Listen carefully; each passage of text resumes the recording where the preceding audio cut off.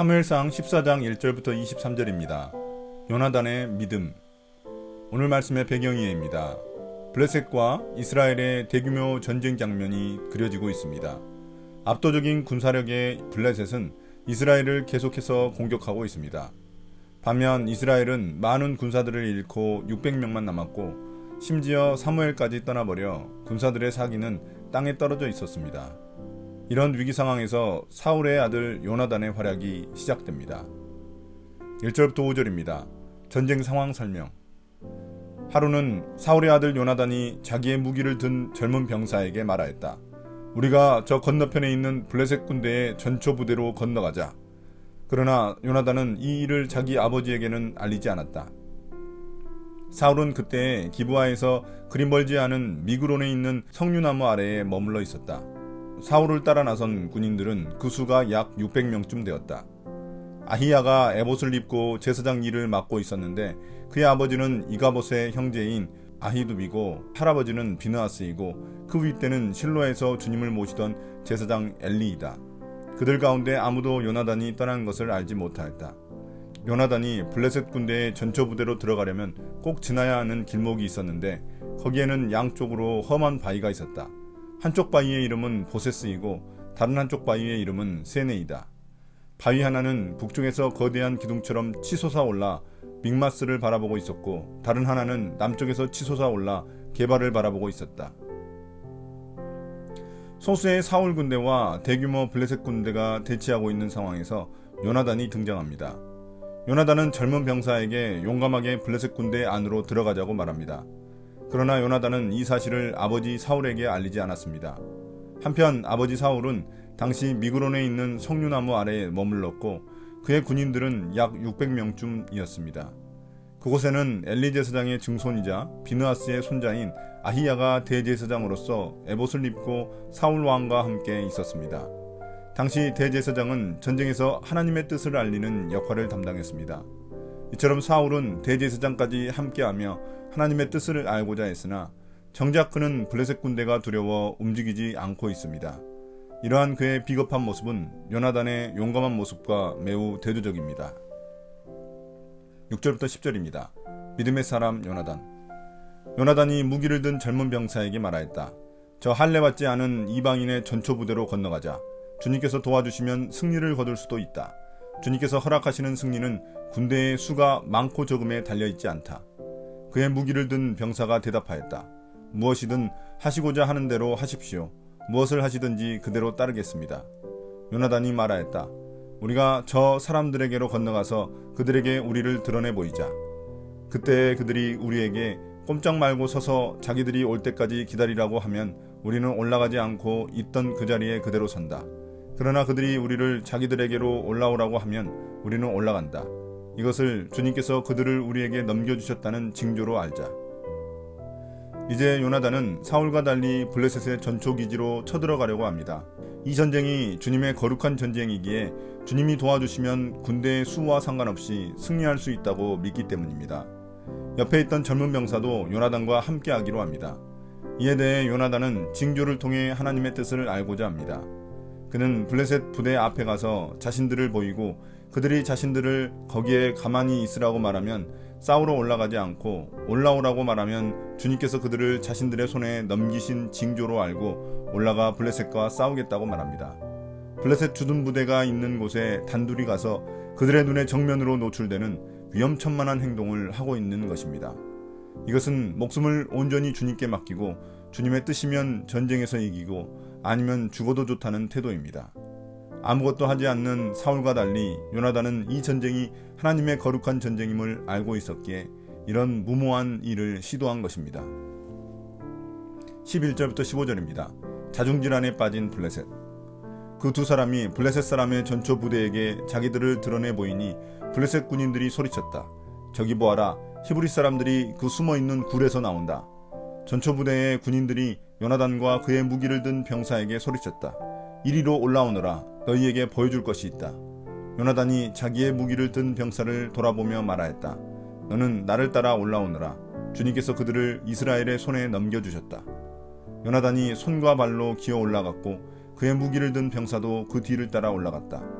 요나단이 블레셋 군인들을 쳐서 쓰러뜨렸고 그의 무기를 든 병사도 그 뒤를 따라가면서 닥치는 대로 쳐 죽였다. 이렇게 요나단이 자기의 무기를 든 병사와 함께 겨릿소 한 쌍이 반나절에 갈아엎을 만한 들판에서 처음으로 쳐 죽인 사람은 20명쯤 되었다. 이때 블레셋 군인들은 진 안에 있는 군인들이나 싸움터에 있는 군인들이나 전초부대의 군인들이나 특공대의 군인들이나 모두가 공포에 떨고 있었다.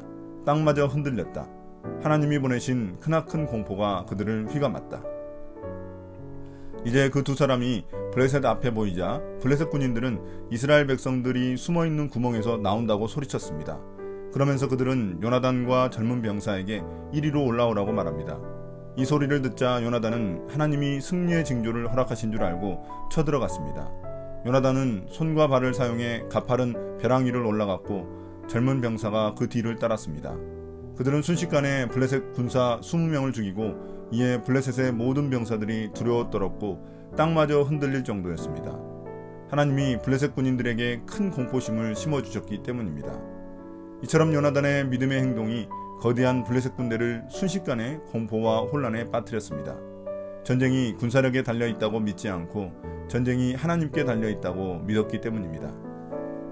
16절부터 23절입니다. 구원받은 이스라엘. 베냐민 지역의 기브아에서 망을 보는 사울의 파수꾼들이 건너다 보니 수많은 블레셋 군인들이 아우성을 치며 이리저리 몰려다니고 있었다. 그러자 사울이 자기와 함께 있는 군인들에게 명령하였다. 우리 가운데서 누가 빠져나갔는지 조사하여 밝혀보아라. 사람들이 조사하여 보니 요나단과 그의 무기를 드는 병사가 없었다. 그러자 사울은 아히야에게 하나님의 궤를 가지고 오라고 말하였다. 그때에는 하나님의 궤가 이스라엘 자손과 함께 있었다. 사울이 제사장에게 말을 하고 있는 동안에 블레셋 진영에서 일어난 아우성 소리가 점점 더 크게 들려왔다. 그래서 사울은 제사장에게 궤를 가지고 오지 말라고 하였다. 사울과 그를 따르는 온 백성이 함께 함성을 지르며 싸움터로 달려가 보니 블레셋 군인들이 칼을 뽑아 들고 저희끼리 서로 정신없이 쳐 죽이고 있었다. 블레셋 사람들 편을 들어 싸움터에까지 나왔던 히브리 사람들도 이제는 돌이켜서 사울과 요나단이 지휘하는 이스라엘 편이 되었다. 또 전에 에브라임 산간지방으로 들어가 숨었던 이스라엘 사람들도 블레셋 사람들이 지고 달아난다는 소식을 듣고 모두 뛰어나와 블레셋 군인들을 뒤쫓으며 싸웠다. 그날 주님께서 이렇게 이스라엘을 구원하셨다. 이제 일이 이렇게 되자 수많은 블레셋 진영 군사들이 우왕좌왕하는 모습을 블레셋 지역을 망보던 사울의 파수꾼이 알게 되었습니다. 이에 사울은 자기 진영 군인들에게 누가 이런 일을 벌이고 있는지 조사했습니다. 그 결과 요나단과 젊은 병사가 자기 진영에서 사라진 것을 알게 되었습니다. 이에 사울은 대제사장에게 하나님의 궤를 가져오라고 해서 공격을 할 것인지 말 것인지 하나님의 뜻을 물으려 했습니다. 여기서 하나님의 궤는 에봇일 가능성이 높습니다. 하나님의 궤는 기럇 여아림에 있고 신탁을 묻는 용도가 아니기 때문에 에봇 속에 있는 우림과 둠밈으로 하나님의 뜻을 알려고 했을 것입니다. 한편 사울은 블레셋 진영의 아우성 소리가 점점 더 커지자 하나님의 궤를 가져오라는 명령을 취소합니다. 여기서 볼 수 있듯이 사울은 항상 상황에 따라 행동합니다. 반면 요나단은 하나님의 뜻을 먼저 묻고 행동합니다. 한편 사울과 그의 군인들은 뒤늦게 싸움터로 가보니 블레셋 군인들이 서로 정신없이 죽이고 있었습니다. 하나님이 자중질환을 일으키셔서 블레셋은 자기들끼리 죽이게 된 것입니다. 일이 이렇게 되자 블레셋 편을 들어 그쪽 진영에 합류했던 히브리 사람들도 모두 사울과 요나단 편으로 돌아섰습니다. 또 전에 에브라임 산속으로 숨어 들어갔던 비겁한 이스라엘 사람들도 블레셋이 지게 되자 모두 뛰쳐나와 그들을 뒤쫓으며 싸웠습니다. 이렇게 주님은 이스라엘을 구원하셨습니다.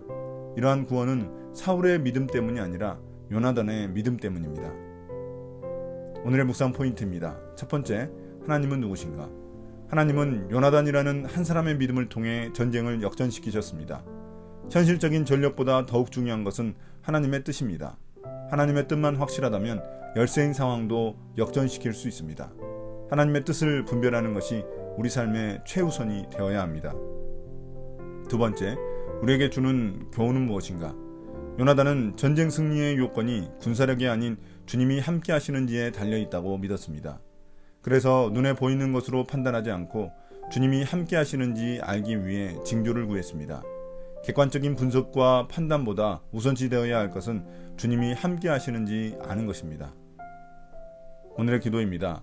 주님, 믿음으로 행해야 할 때 주저하지 않고 담대히 나서게 해주십시오. 영적 전쟁의 승패가 주님과 동행하는 지에 달려있음을 잊지 않게 해주십시오. 예수님 이름으로 기도드립니다. 아멘.